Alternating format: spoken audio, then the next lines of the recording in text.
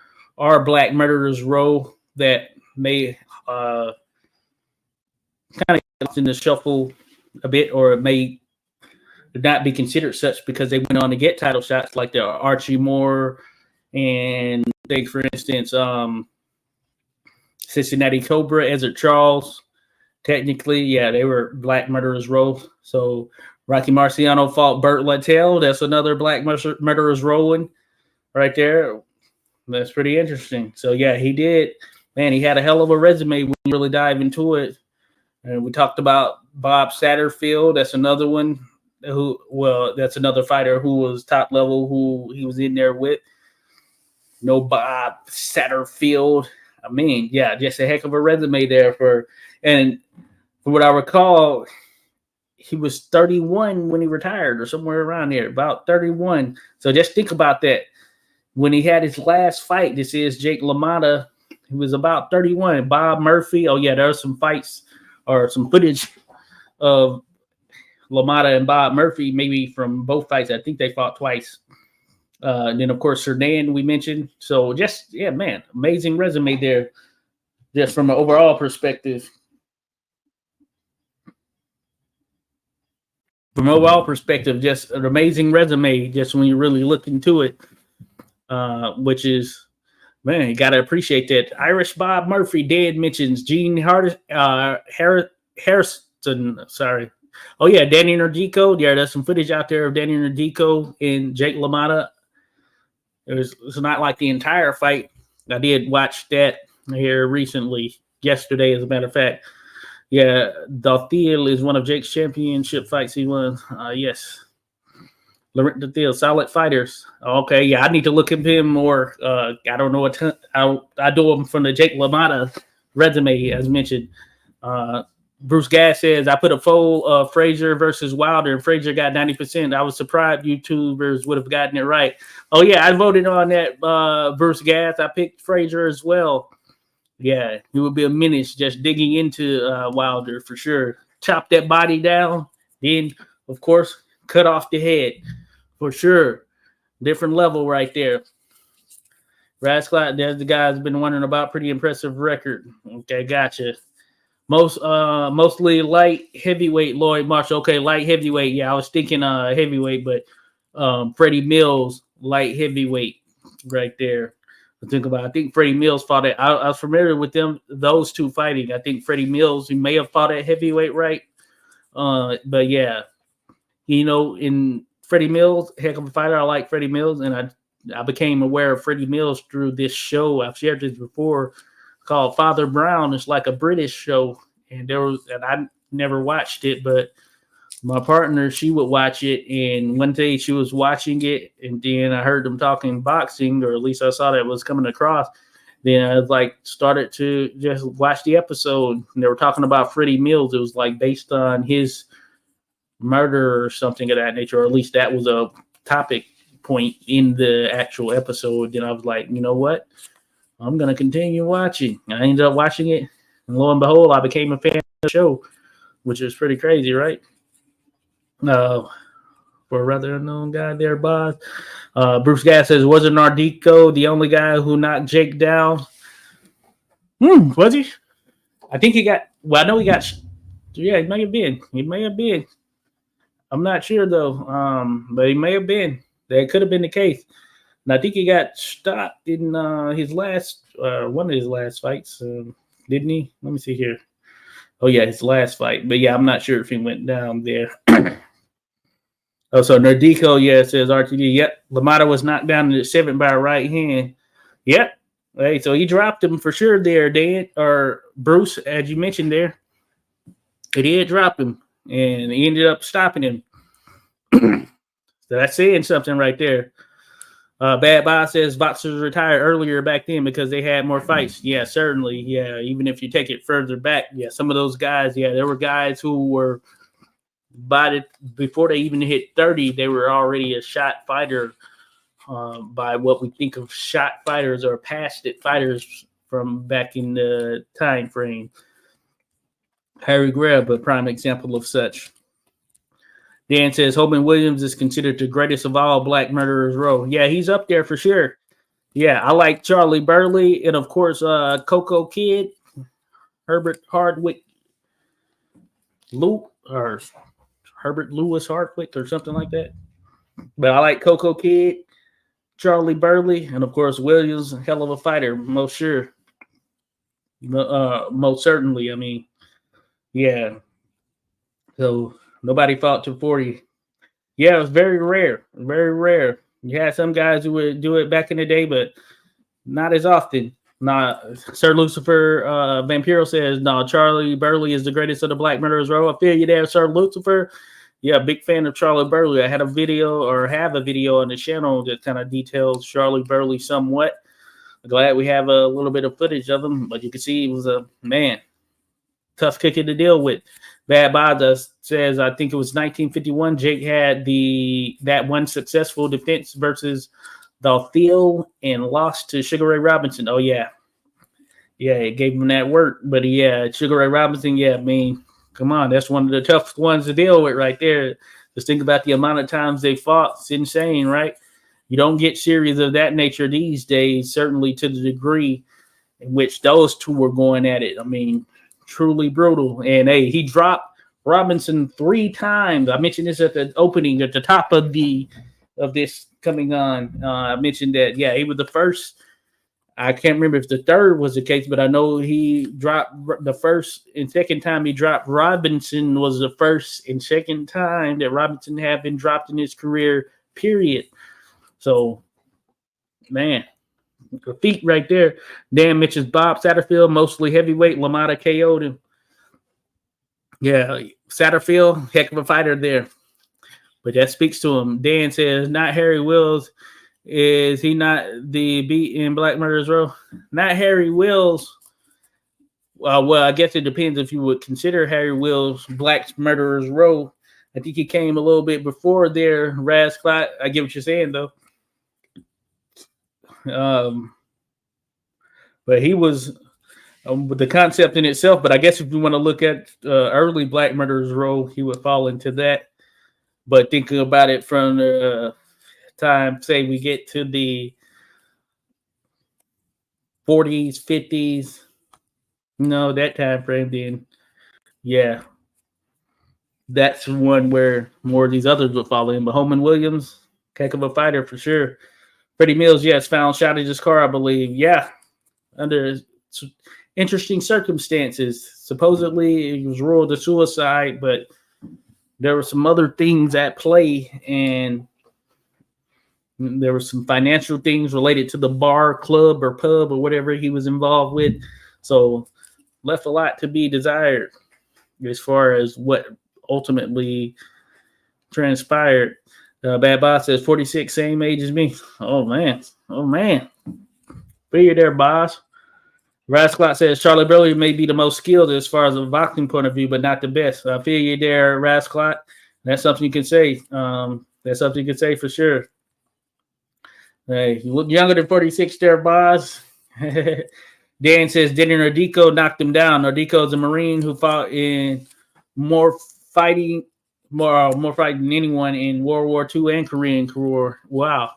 I need to look up Denny Nordico. I was familiar with the name when I heard it in the movie and all of that stuff, but I don't really know much about him.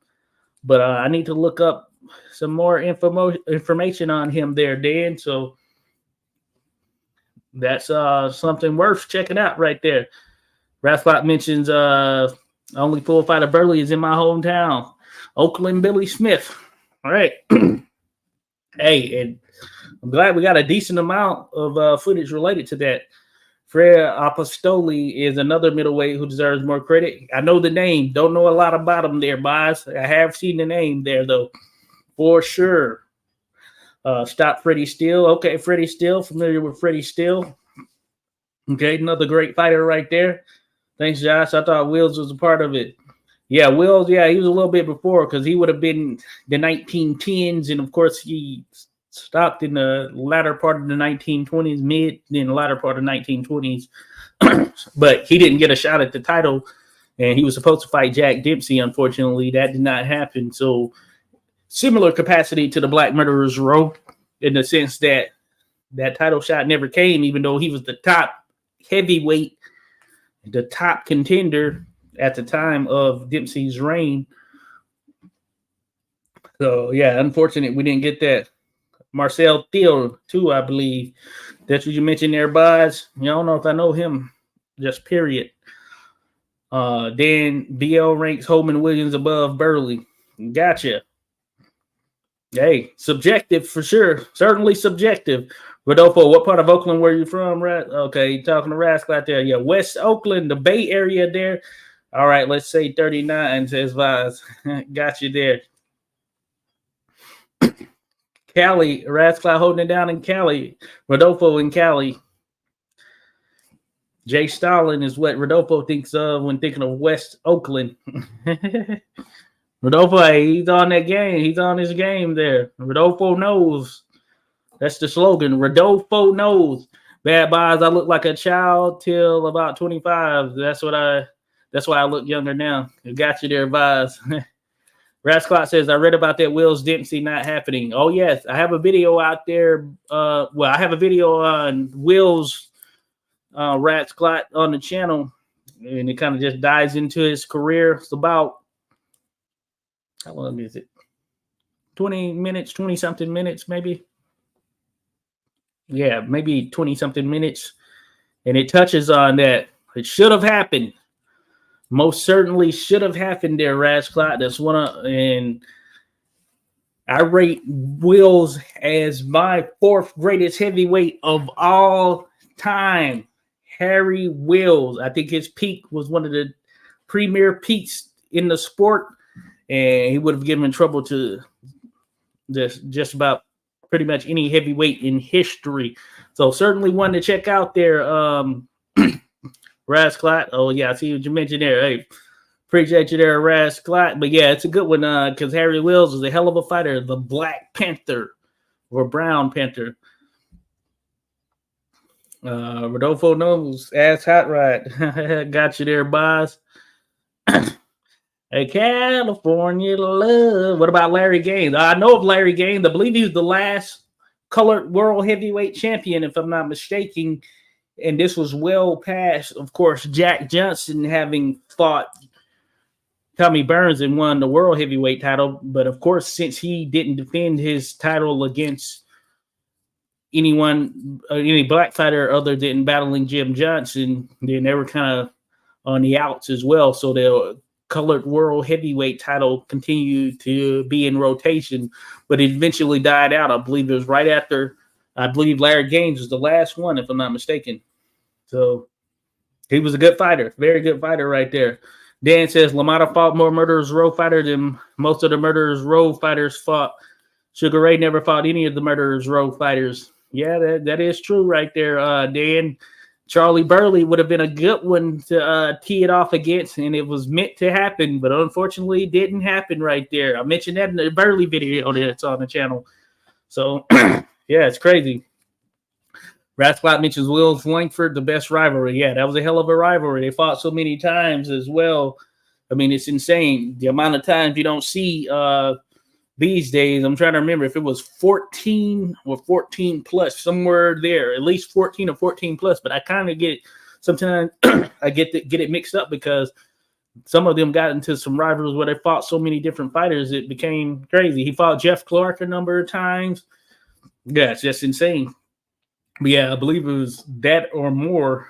Yeah, it might have been in the 20s. I just can't think for sure, but at least 14 times. But I think it was more than 14 times, which mind-boggling when you think about it.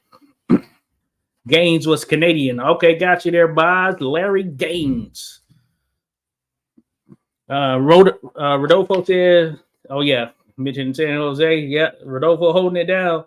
Wills dominated Langford big time. Yeah, early on, it was tough for Wills, and he actually got stopped by Langford. And Langford was winning the fights early on, but once Wills hit his prime, then, yeah, he could handle Langford. He was just too tough to deal with. So it's crazy. Wills beat Langford 14 times. Yeah, that's insane. That's insane just thinking about it. Which one? Oh, yeah, you're talking about the malls there. But But yeah, it's crazy. Glad somebody could dominate Langford, but now that wasn't the Langford at his absolute peak there, Boz. So while he was getting those dubs over him, it wasn't peak prime Langford when Langford was still at the back end of his prime, somewhat. Yeah, he could stop Harry Wills even, which speaks to his greatness there. But that was probably one of the more tougher guys for him to deal with just in general right there, Harry Wills. And once Harry Wills did hit his prime, yeah, he couldn't deal with Harry Wills at the same degree as when he was on sort of like the back end of his primes or whatnot. But Harry Wills was that type of fighter where prime for prime, even a prime heavyweight version of Langford would have had trouble with Harry Wills, just given his ability, his size, and his ability to fight both inside and outside. And he was a super strong guy, more athletic than what may meet the eye. There's a little bit of training footage out there on him as well. It's in the Harry Wills video. I have a little bit of it, I think, in there. And, of course, there's some fight footage of him, but some of it is at the tail end of his career, like when he was knocked out by Paulino Uzkudun. Yeah, that wasn't a prime Harry Wills at all. He was barely fighting at that particular time. I think between 1918 and 1922, the best heavyweight in the world was Harry Wills. And, of course, we know that Jack Dempsey, his reign started in 1919. So that tells you something right there for sure. But, yeah, very interesting. Oh, he beat some top heavyweights there, Dan. He beat some top heavyweights. That's an argument we'll have to have at some point. Certainly, maybe for another day for sure. But in this case, we're talking a little bit of Jake LaMotta. It's always good to have these discussions on some of these historic figures. For sure. A salute there to your boxing kangaroo. Says, good day, 86. Hope you're doing well, bro. Hey, I hope the same is the case with you there, the boxing kangaroo. Go check them out, folks. The boxing kangaroo is always in the mix there.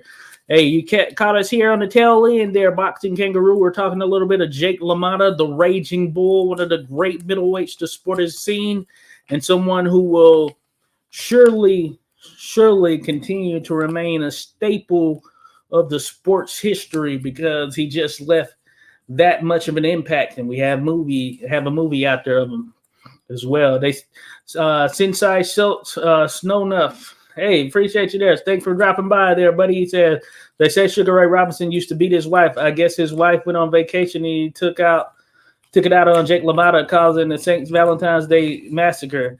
Yeah, that was the case right there. That was kind of the dark side of it right there. And a lot more of that was revealed in some of the videos made post-career and things of that nature. But yes, that's how I understand it as well. There, Sensei, he used to.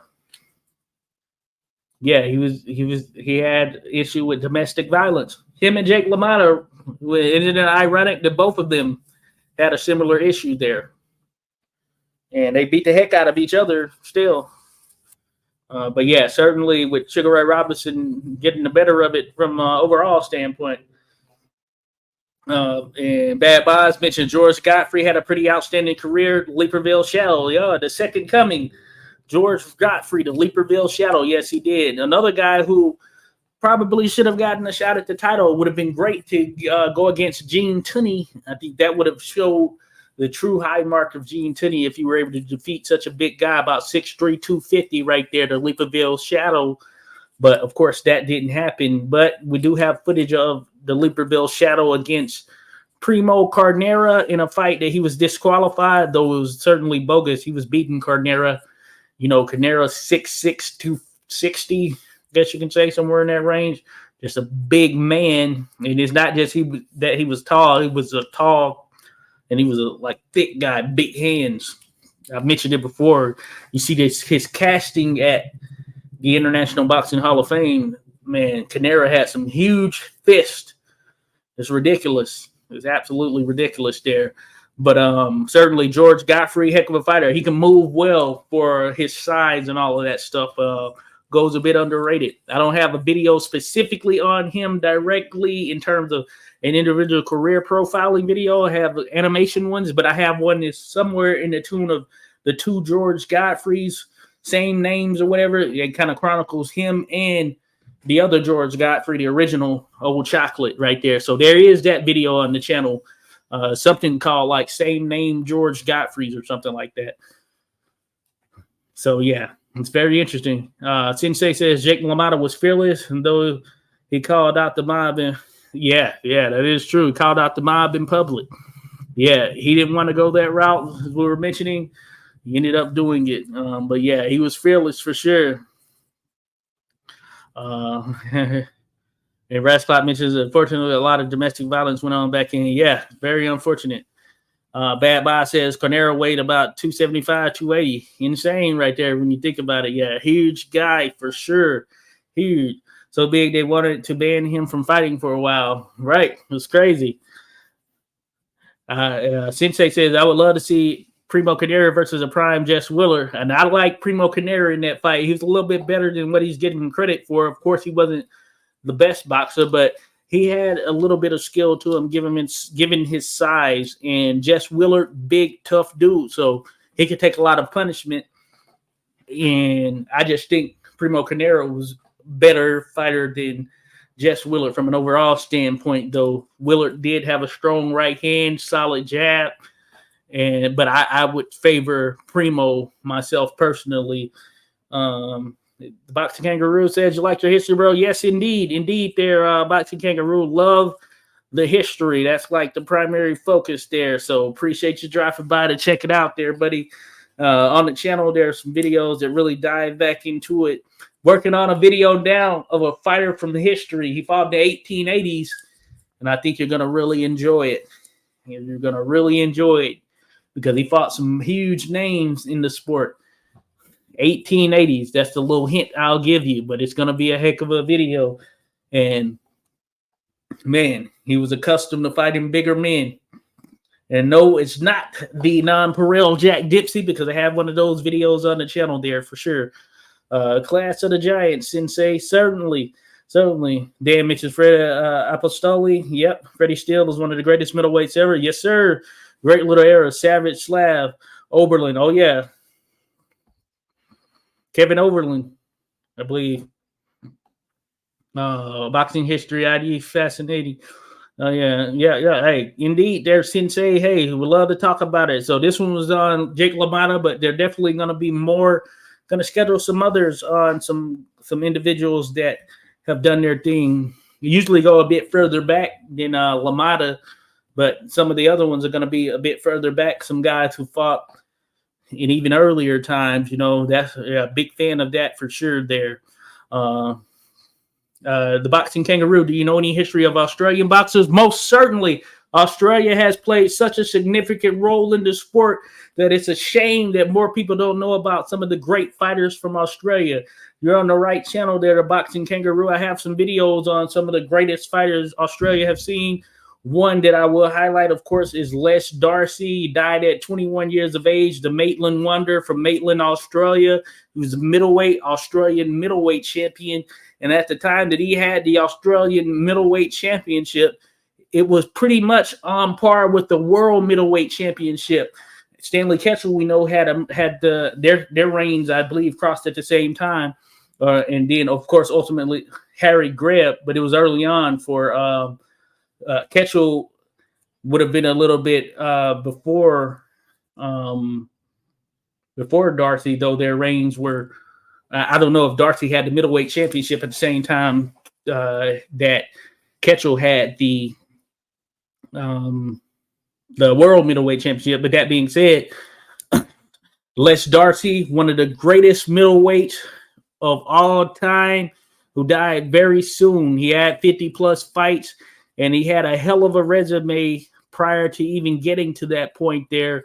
The Boxing Kangaroo. I'll have to do a video. I'll have to schedule something. Maybe I can get something on the books here where we're talking Australian boxing in general, because most certainly I know Australian boxing history.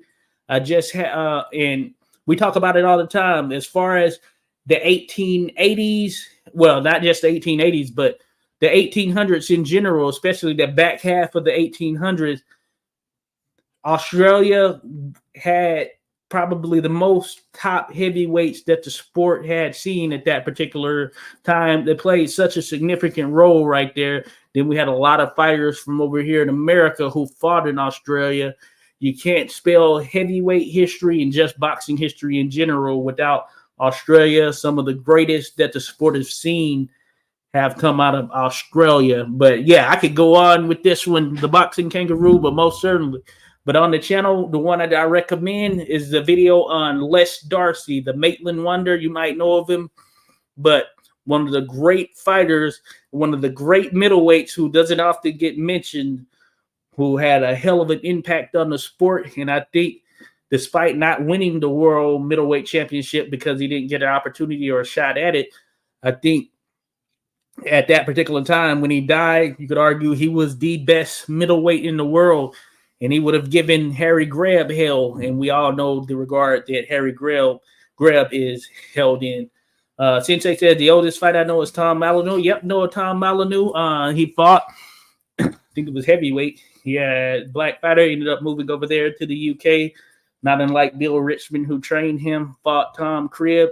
They say Molyneux had some fingers and stuff broken and stomped on. The craziness right there.